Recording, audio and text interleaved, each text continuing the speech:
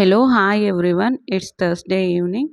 ಬೆಳಗ್ಗೆ ಪೂಜೆ ಮಾಡಲಿಕ್ಕಾಗಲಿಲ್ಲ, ಸೊ ಹಾಗಾಗಿ ನಾನು ಇವತ್ತು ಸಂಜೆ ಪೂಜೆ ಮಾಡ್ತಿದ್ದೀನಿ. ಇಲ್ಲಿ ರಾಯರ ಪ್ರಸಾದವನ್ನು ರೆಡಿ ಮಾಡ್ಕೊಳ್ತಿದ್ದೀನಿ. ನಾನು 2 ಬಾಳೆಹಣ್ಣು ತೊಗೊಂಡು ಅದನ್ನು ನಾನು ಸಣ್ಣದಾಗಿ ಕಟ್ ಮಾಡಿಕೊಂಡು ಅದಕ್ಕೆ ಒಂದು ಸ್ವಲ್ಪ ಬೆಲ್ಲ ಮತ್ತು ಕೊಬ್ಬರಿ ತುರಿನ ಹಾಕಿದ್ದೀನಿ. ಪ್ರಸಾದಕ್ಕೆ ಏಲಕ್ಕಿ ಪುಡಿ ಬೇಕಿತ್ತು, ಹಾಗಾಗಿ ಏಲಕ್ಕಿಯನ್ನು ತೆಗೆದು ಕುಟ್ಟಿ ಪುಡಿ ಮಾಡ್ಕೊಳ್ತಿದ್ದೀನಿ. ಆ ಏಲಕ್ಕಿ ಪುಡಿಯನ್ನು ನಾನು ಪ್ರಸಾದಕ್ಕೆ ಹಾಕಿ ಮಿಕ್ಸ್ ಮಾಡಿದೆ. ಈಗ ಪ್ರಸಾದ ರೆಡಿಯಾಗಿದೆ. ಒಂದು ಬೌಲ್ ಒಳಗಡೆ ನಾನು ಪ್ರಸಾದವನ್ನು ತೆಗೆದಿಟ್ಕೊಂಡಿದ್ದೀನಿ ಸೈಡ್ಗೆ. ಮನೇಲಿ ಹೂವನೂ ಸಹ ಖಾಲಿಯಾಗಿತ್ತು, ಹಾಗಾಗಿ ಗಿಡದಲ್ಲಿ ಒಂದು ಸ್ವಲ್ಪ ಹೂವು ಬಿಟ್ಟಿತ್ತು, ಆ ಹೂವನ್ನ ತೆಗಿತಿದ್ದೀನಿ. ಹೂವಿನ ಜೊತೆ ಒಂದು ಸ್ವಲ್ಪ ಪತ್ರೆ ಕೂಡ ತೆಗಿತಿದ್ದೀನಿ. ಪತ್ರೆ, ಹೂವು ಮತ್ತು ತುಳಸಿ ಎಲೆನೂ ಸಹ ತೆಗಿತಿದ್ದೀನಿ. ರಾಯರಿಗೆ ತುಳಸಿ ಇಡೋದ್ರಿಂದ ತುಂಬ ಶ್ರೇಷ್ಠ. ನಮ್ಮ ಪುಟಾಣಿ ಲಕ್ಕಿ ನೋಡಿ ಎಷ್ಟು ಚೆಂದ ಕಾಣ್ತಿದ್ದಾನೆ ಇವತ್ತು. ನನ್ನ ದೃಷ್ಟಿನೇ ನಮ್ಮ ಲಕ್ಕಿಗೆ ತಾಗುತ್ತೆ, ಅಷ್ಟು ಮುದ್ದಾಗಿ ಕ್ಯೂಟಾಗಿ ಕಾಣಿಸ್ತಿದ್ದ. ಡ್ರೆಸ್ ತುಂಬ ಚೆನ್ನಾಗಿ ಕಾಣಿಸ್ತಿದೆ ಲಕ್ಕಿಗೆ. ಯಾವುದೇ ಕಲರಿನ ಡ್ರೆಸ್ ಹಾಕಲಿ ಲಕ್ಕಿ ಅಂತೂ ಸಖತ್ತಾಗಿ ಕಾಣ್ತಾನೆ. ಈ ಕಡೆ ನೋಡಿ ಆಯುಷು ಬಾಕಿದ್ದು ಪ್ರಸಾದವನ್ನು ತಿಂತಿದ್ದಾನೆ. ಸೊ ಹಾಗಾಗಿ ನಾನು ಮಾಡಿದ ತಕ್ಷಣ ಯಾವಾಗಲೇ ಆಗಲಿ ಒಂದು ಬೌಲ್ಗೆ ಹಾಕಿ ನಾನು ತೆಗೆದಿಟ್ಕೊಂಡ್ಬಿಡ್ತೀನಿ ಪ್ರಸಾದನ. ಬಾಕಿದ್ದು ಅಲ್ಲಿಟ್ಟರೆ ಮಕ್ಕಳಿಬ್ರು ತಿನ್ಕೊಳ್ತಾರೆ. ಯಾಕಂದರೆ ಮಕ್ಕಳಂದ್ರೇ ಹಾಗೆ, ನಾವು ಪೂಜೆ ಮಾಡೋ ತನಕ ವೆಯ್ಟ್ ಮಾಡಲಿಕ್ಕೆ ಆಗೋದಿಲ್ಲ ಅವ್ರ ಕೈಲಿ.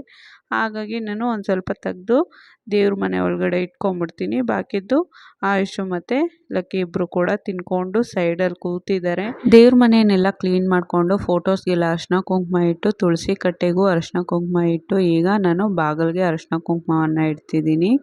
ನಾನು ಹೊಸ್ಲಿಗೆ ಅರಿಶಿನ ಕುಂಕುಮ ಇಡೋದಿಲ್ಲ, ಯಾಕಂದರೆ ಲಕ್ಕಿ ನೋಡಿದ್ರೆ ಅದನ್ನು ಅರಿಶಿನ ಕುಂಕುಮವನ್ನು ಕೈಯಿಂದ ಉಜ್ಜಿ ಬಟ್ಟೆಗೆಲ್ಲ ಮೆತ್ತಿಸ್ಕೊಳ್ತಾನೆ. ಒಂದೊಂದು ಸಲ ಕೈಗೆ ಸಿಕ್ಕಿದ್ರೆ ಬಾಯಿಗೂ ಇಟ್ಕೊಳ್ತಾನೆ, ಕೈಗೆ ಸಿಗಲಿಲ್ಲ ಅಂದರೆ ನಾಲ್ಗೆ ಹಾಕಿ ನೆಕ್ತಾನೆ. ಸೊ ಹಾಗಾಗಿ ನಾನು ಲಕ್ಕಿ ಒಂದು ಸ್ವಲ್ಪ ದೊಡ್ಡವನಾಗೋ ತನಕ ಒಂದು ಸ್ವಲ್ಪ ಕಷ್ಟನೇ ಹೊಸ್ಲಿಗೆ ಅರಿಶಿನ ಕುಂಕುಮವನ್ನು ಇಡೋದು, ಹಾಗಾಗಿ ನಾನು ಇಡ್ತಿಲ್ಲ. ಇರೋ ಸ್ವಲ್ಪ ಹೂವಿನಿಂದಲೇ ನಾನು ರಾಯರಿಗೆ ಅಲಂಕಾರವನ್ನು ಮಾಡ್ತಿದ್ದೀನಿ.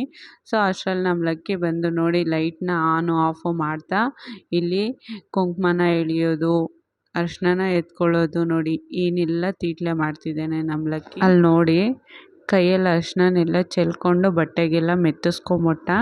ಎಲ್ಲ ಅಲಂಕಾರನೂ ಸಹ ಮುಗೀತು. ಈಗ ದೀಪ ಹಚ್ಚಿ ಪೂಜೆ ಮಾಡಬೇಕು.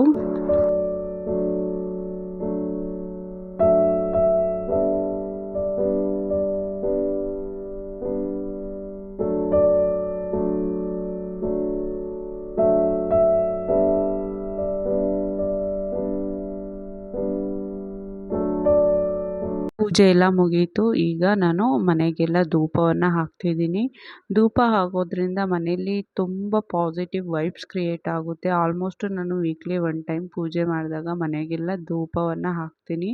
ಇದೊಂಥರ ನನಗೆ ಪಾಸಿಟಿವ್ ಥಿಂಕಿಂಗ್ನ ಕ್ರಿಯೇಟ್ ಮಾಡುತ್ತೆ. ಸೊ ಹಾಗಾಗಿ ನಾನು ಮಿಸ್ ಮಾಡ್ದೇ ಧೂಪವನ್ನು ಹಾಕ್ತೀನಿ. ನಂತರ 3 ಜನನೂ ಕೂತ್ಕೊಂಡು ಪ್ರಸಾದವನ್ನು ಒಂದು ಸ್ವಲ್ಪ ತಿನ್ಕೊಂಡ್ವಿ. ಇವತ್ತು ನಮ್ಮ ಲಕ್ಕಿ ತುಂಬ ಖುಷಿಯಾಗಿದ್ದಾನೆ. ಲಕ್ಕಿ ಡ್ಯಾನ್ಸ್ ಆಡೋದನ್ನು ನಾನು ನಿಮಗೆ ತೋರಿಸ್ತಿದ್ದೀನಿ.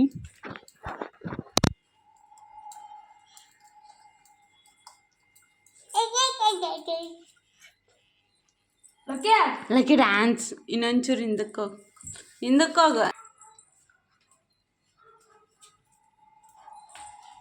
ಈಗ ಟೈಮ್ ಬಂದು 7 ಗಂಟೆ ಆಗಿದೆ. ಬೆಳಗ್ಗೆ ಸಾಂಬಾರು ಏನೂ ಮಾಡಿರಲಿಲ್ಲ. ಸೊ ಹಾಗಾಗಿ ರಾತ್ರಿ ಊಟಕ್ಕೆ ನಾನು ಬೆಂಡೆಕಾಯಿ ಗೊಜ್ಜು ಮತ್ತು ಮುದ್ದೆ ಮಾಡ್ತಿದ್ದೀನಿ. ಇಲ್ಲಿ ಬೆಂಡೆಕಾಯಿ ಗೊಜ್ಜಿಗೆ ನಾನು ಬೆಂಡೆಕಾಯಿನೆಲ್ಲ ಕಟ್ ಮಾಡಿಕೊಂಡು ಒಂದು ಸ್ವಲ್ಪ ಎಣ್ಣೆ ಹಾಕ್ಕೊಂಡು ಫ್ರೈ ಮಾಡಿಕೊಂಡೆ.